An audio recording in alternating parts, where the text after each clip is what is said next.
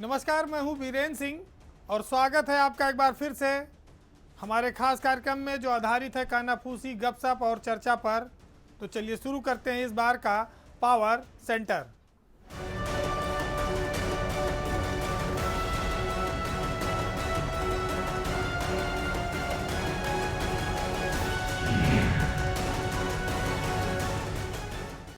BJP सरकार में अक्सर इस बात को लेकर चर्चा रहती है कि अफसर मंत्रियों पर हावी हैं। अब एक मामला और आ गया। एनएचएम में करोड़ों की टेंडर था छपाई काम के लिए और टेंडर हुआ जनवरी में, लक्ष्मी ऑफसेट को मिला भी, लेकिन काम लक्ष्मी ऑफसेट को नहीं मिल पाया। पता नहीं क्या कारण था। बताया गया कि प्रमुख सचिव ने मौखिक आदेश दिया कि टेंडर लक्ष्मी ऑफसेट को न दिया जाए और ये सारा धन जिलों में भेज दिया जाए, वहाँ से छपाई कराई जाए। विभाग के मंत्री जयप्रताप सिंह ने इसको चिट्ठी लिखी, मुख्यमंत्री से शिकायत की कि जब नियम के अनुसार कोई प्रक्रिया अपनाई गई, भारत सरकार की गाइडलाइन है और पैसा भारत सरकार का है। एनएचएम में कई करोड़ की ये छपाई का टेंडर था जिससे तमाम सारे कार्ड बनते हैं जो महिलाओं के लिए, बच्चों के लिए अस्पतालों में काम आते हैं। उनका टेंडर आज 6 महीना होने जा रहा है। एक तो वो फाइनल नहीं हुआ, दूसरा जो फाइनल हुआ था उसको रोक दिया गया, दूसरे को दिया गया। किसका क्या इंटरेस्ट था। और उसी दौरान उसके बाद प्रमुख सचिव भी बदले और एनएचएम के एमडी भी बदले। मंत्री जयप्रताप सिंह ने चिट्ठी लिखी है, चिट्ठी सार्वजनिक हो गई, मीडिया में खबरें आई। मुख्यमंत्री का जो जन सुनवाई पोर्टल है उस पर भी इसकी शिकायत हुई, लेकिन अब तक किसी पर कोई कार्रवाई नहीं हुई है। ये बातें कानाफूसी में रहती हैं कि फला मंत्री क्या प्रमुख सचिव उनकी बात नहीं सुनते या उनके अधिकारी उनकी बात नहीं सुनते, लेकिन स्वास्थ्य विभाग में ये काफ़ी साफ हो गया है कि मंत्री अपने अफसरों के आगे बेबस हैं। जयप्रताप सिंह लाख कोशिश के बावजूद भी न तो गाइडलाइन का पालन करवा पा रहे हैं और न जो टेंडर हो रहे हैं उन पर अमल करवा पा रहे हैं। अब इससे एक तो सरकार की छवि खराब होती है कि समय से लोगों को सुविधा नहीं मिलती, दूसरा भारत सरकार की नज़र में भी रेटिंग घटती है। तो अपने अहम के चलते अफसर मंत्रियों को लगातार बौना साबित कर रहे हैं और जिनको निर्णय लेना है, जो सुप्रीम हैं, जो सरकार हैं, वो शायद इंतज़ार में रहते हैं या अफसर उनको जो समझा देते हों। बीजेपी जब विपक्ष में थी तो उसका एक बहुत मारक हथियार था कि वो सत्ताधारी दल के विधायकों और सांसदों के पोस्टर लगवा देती थी कि विधायक और सांसद लापता हैं, मंत्री लापता हैं। कोरोना काल क्या आया, विपक्ष ने भी बीजेपी को उसी के हथियार से थोड़ा जवाब दिया। बीजेपी खास तौर से अमेठी में राहुल गांधी जहां चुनाव हारे, स्मृति ईरानी चुनाव जीती हैं, उनको संसदीय क्षेत्र में उन्होंने काफ़ी समय देने का वादा किया था, लेकिन लॉकडाउन की वजह से पिछले 3-4 महीनों से विजिट नहीं कर पाई। तो अमेठी में स्मृति ईरानी के पोस्टर लगा दिए गए, उधर चंदौली में केंद्रीय मंत्री उनके पोस्टर लग गए, लखनऊ में लखनऊ के सांसद और विधायक सुरेश श्रीवास्तव के पोस्टर लग गए। अब ये जब पोस्टर लगा तो हाहाकार मचना स्वाभाविक था। पुलिस सक्रिय हुई क्योंकि सत्ताधारी दल के केंद्रीय मंत्री और विधायक और सांसद के खिलाफ पोस्टर लग जाएं तो पुलिस की समझ लिए नाक कट गई, क्योंकि जो पुलिस पुतला जलाने में डरती है कि अगर पुतला जल गया तो हमारी खाल उधेड़ दी जाएगी, हमारी वर्दी उतर जाएगी, उसके सामने तो पोस्टर लग गया, पिक्चर पूरी लग गई, लोग देखने पहुंच गए। तो फिलहाल लखनऊ में 2 लोगों को तुरंत पोस्टर लगाने वालों को गिरफ्तार किया गया। यहाँ पर पुलिस कमिश्नरी सिस्टम है, कमिश्नर साहब ने अपनी तो ऊँची कर ली। और उधर चंदौली में भी सांसद और मंत्री, केंद्रीय मंत्री के खिलाफ पोस्टर लगाना भारी पड़ा समाजवादी के उन कार्यकर्ताओं को, वो भी जेल में है। राजनीति में विरोध करने के तमाम सारे तरीके होते हैं और ये तरीका बहुत मारक माना जाता है, क्योंकि पोस्टर छपाना आसान काम नहीं है। और इतने नहीं, जिसने पोस्टर लगाया वो तो पकड़ा ही जाएगा, गिरफ्तार ही होता है। जिस प्रिंटिंग प्रेस ने छापा उसके लिए भी आफत है, सामत है। पुलिस उसको भी खोजेगी और अपने आका को खुश करने के लिए उसको भी जेल में डालेगी। एक जमाना था जब इन सब चीज़ों से नेता सबक लेते थे और इसको बुरा नहीं मानते थे। शायद राजनीति के वो दिन अब बदल गए, फिर गए हैं।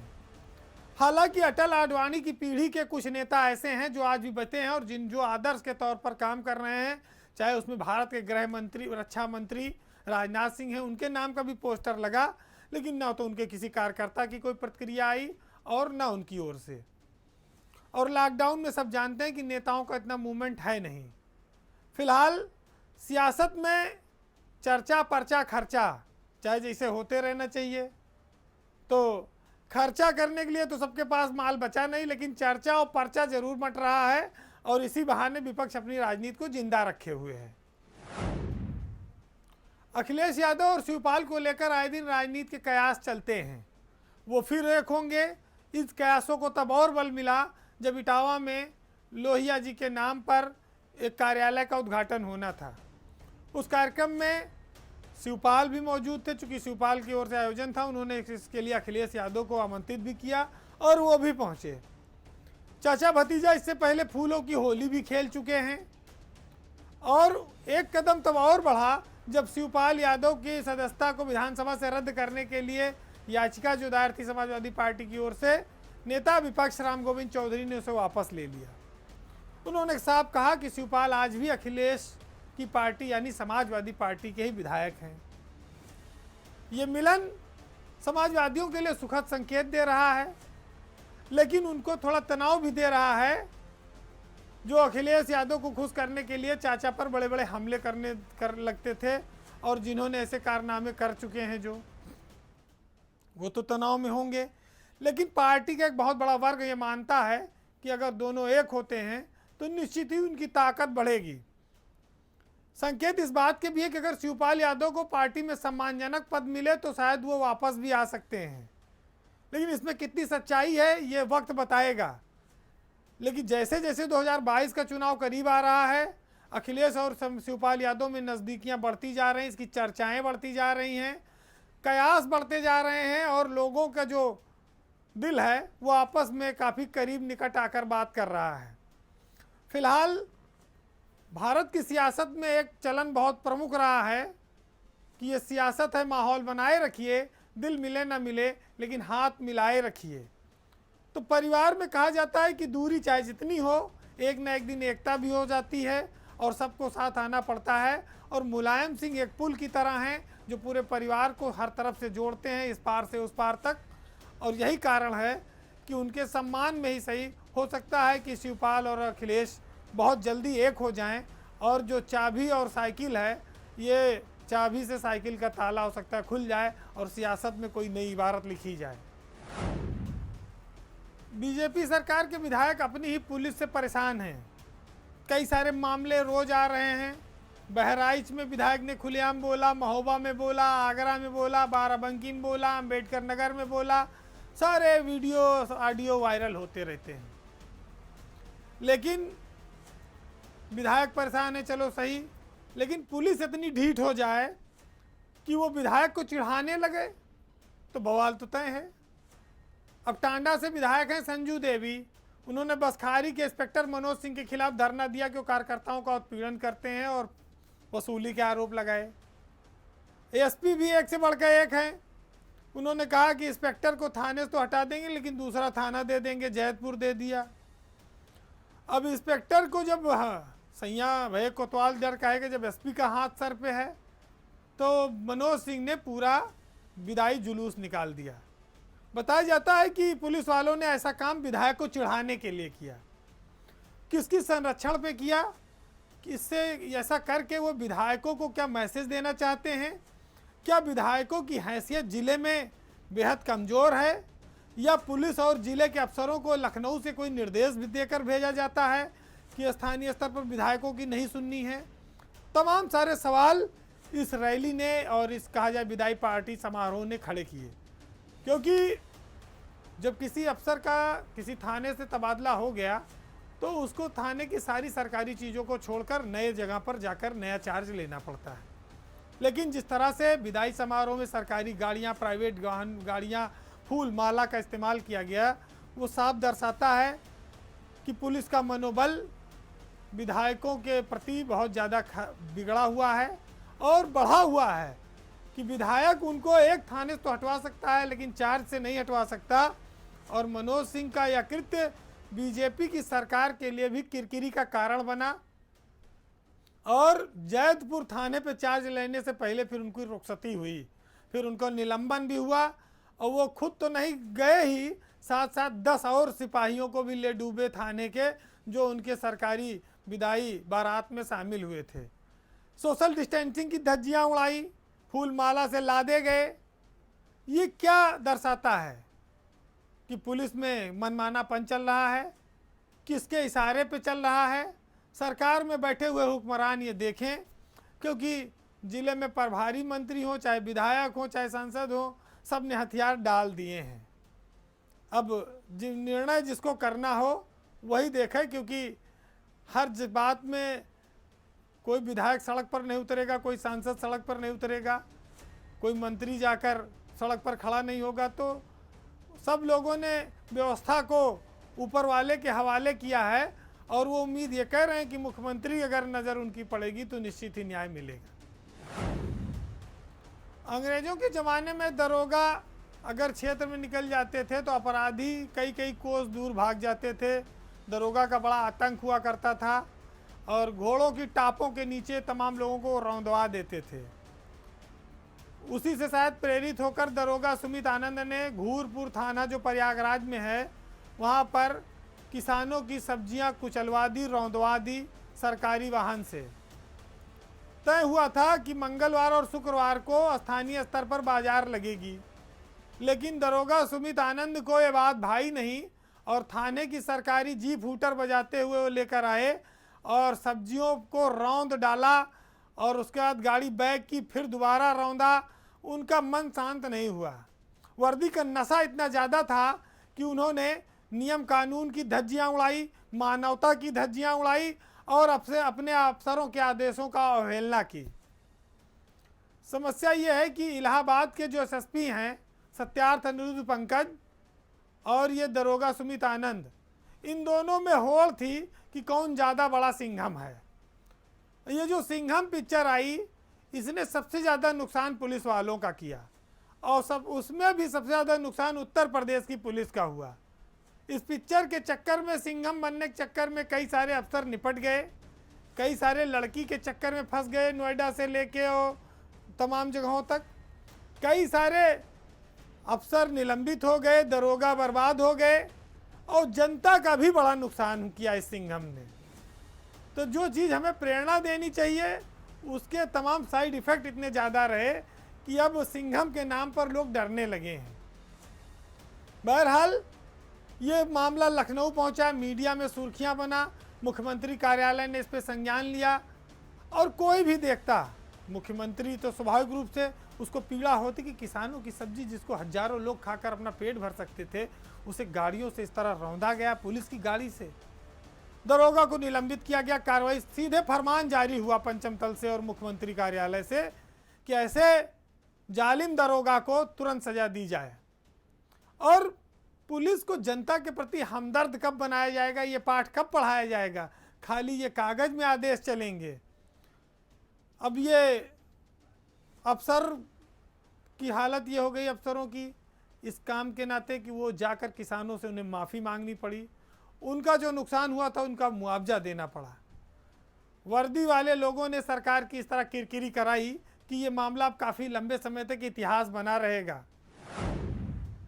लखनऊ में तमाम पार्क बने हुए हैं, लेकिन आप कभी सोच सकते हैं कि इन पार्कों पर कई बड़े अधिकारियों ने कब्जा कर रखा है?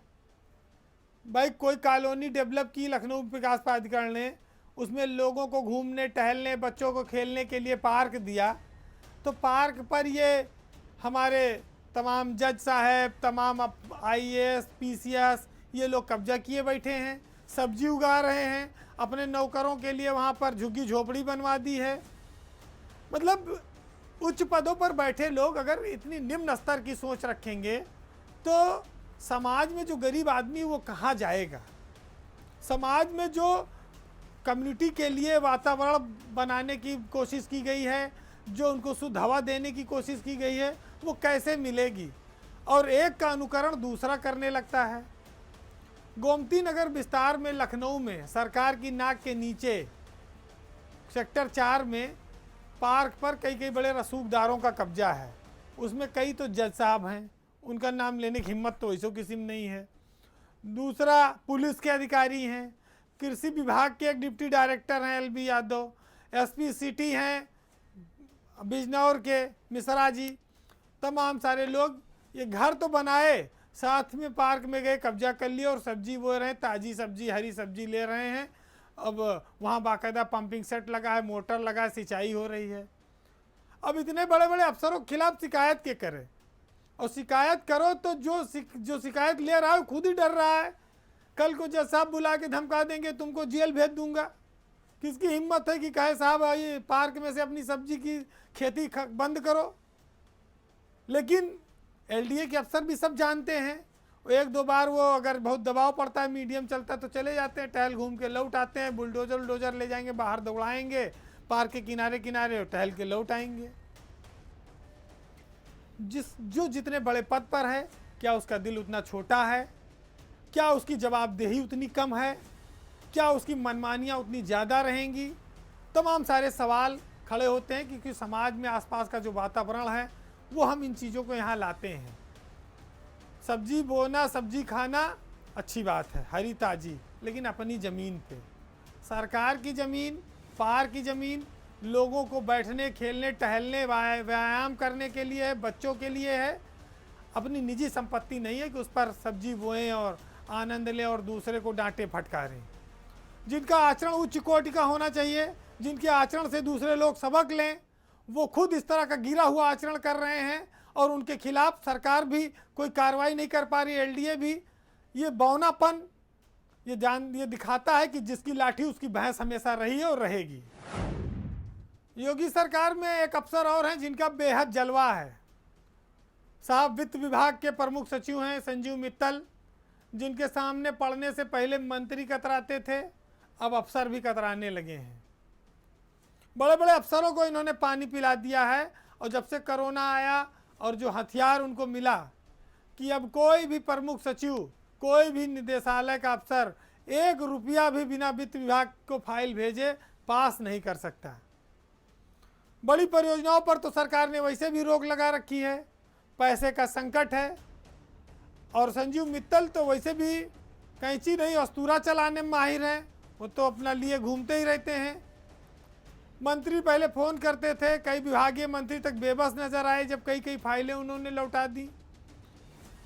अब नया एक जियो उन्होंने कर दिया है। इस नए जियो के बाद सारे विभागों के पर फंड रोक दिए गए हैं और कोई भी फंड का 1 रुपया बिना वित्त विभाग को फाइल के अनुमति के जारी नहीं हो सकता, कोई आवंटन नहीं हो सकता। तो भाई जलवा हो तो मित्तल साहब जैसा हो। ये ज़रूर है कि मुख्यमंत्री की नज़रों में वो एक अच्छे अफसर हैं, कुछ जो इनर सर्किल के अफसर हैं उनमें उनकी गिनती है।